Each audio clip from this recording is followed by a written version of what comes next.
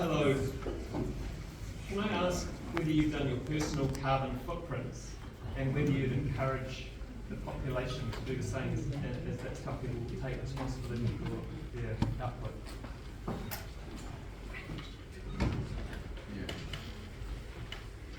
Actually, I just got asked that question when I was having a coffee, so I haven't yet, and I said that I would, but I am very mindful about the decisions that I make every day and what emissions impact that has. No, I haven't either,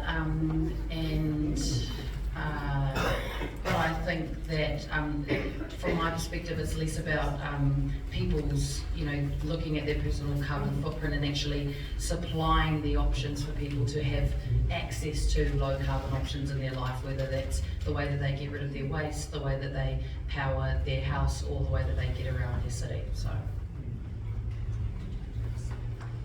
I was actually with Scott when he got asked this question. No, I have not done it, and yes, I would encourage people to do it, but for me personally, when I'm not walking around the city, I'm typically on public transport, and my partner, she's a vegetarian, so we follow a vegetarian diet. It's very healthy, and going into spring, going to restart the veggie patch again. But no, I haven't done it, but I would encourage people to do it.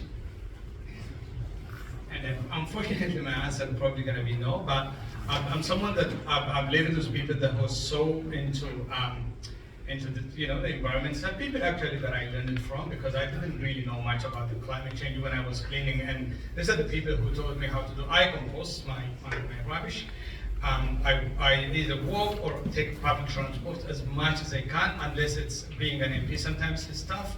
I'm not vegetarian. We Africans, we have a problem with meat. I love it so much, but we're like lions. But other than that, look, I'm just going to talk what other people say about this. I haven't driven a car since the 1970s, so I think my footprint is probably very small, but really, we do what we can individually. The main problem is the pollution that's caused by great big businesses, not little individuals. When I was 8, I decided to become a lawyer so I could have 2 new cars every year. I've never had a new car in my life, but I did used to have 4 cars. That was because when I had to get to court at 9 o'clock in the morning, I had to make sure that at least one of them worked.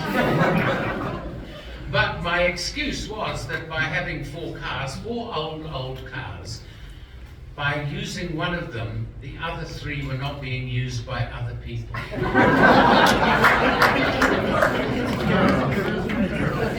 Rationalize anything. Any more questions on climate change? Sure. Kia ora, koutou. Hello. It's good to know about your individual responses, and that's a fair and valid question. But as we know, the climate crisis is a major structural issue. It's a problem of the industrial civilization that we're privileged to be living in. Now, I've heard mention about vegetarianism, and that's cool. I've heard people talk about the impact of the bovines, the cows that we're living with, but what I want to suggest is... Can you ask your question? Yeah. The ending of advertising and continuously encouraging people to think about eating dairy and meat would go a long way towards helping people make that shift, the major cultural shift we need to see. That would also give the industry time to make the shift. What's your question? So the question is, when would we see? When can you help us see the end of advertising? Like in Haarlem, in the Netherlands, has banned advertising for meat there. When can we see the ending of advertising for meat and dairy in New Zealand? Yes, thank you. Thanks.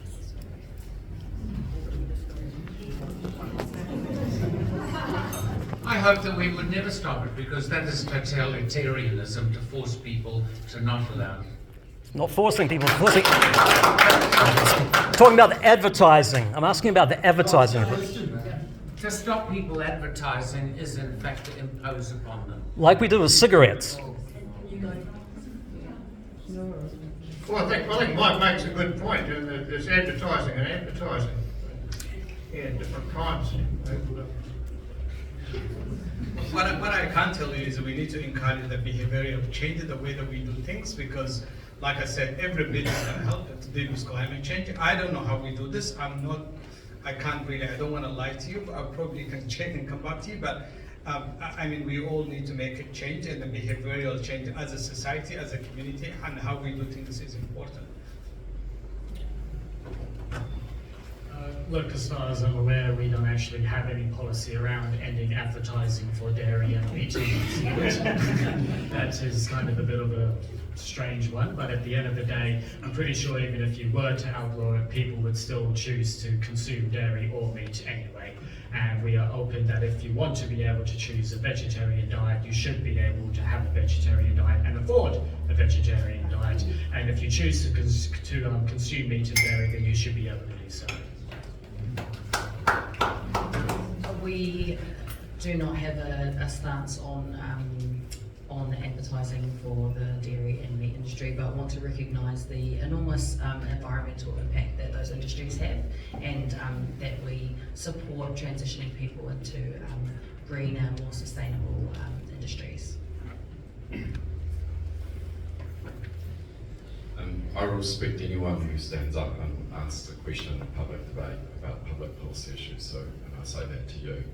I think the way forward for our country is not in that area, in terms of climate change, in terms of people getting together, having a joint shared vision of what we need to do. There's nothing more that I can say about that. Cool. So in the interests of keeping going with some new topics, the next most important topic that people want to talk about was housing and urban development. So obviously we touched on housing and adequacy of housing for people, and urban development of course is a hot topic in Mount Vic. So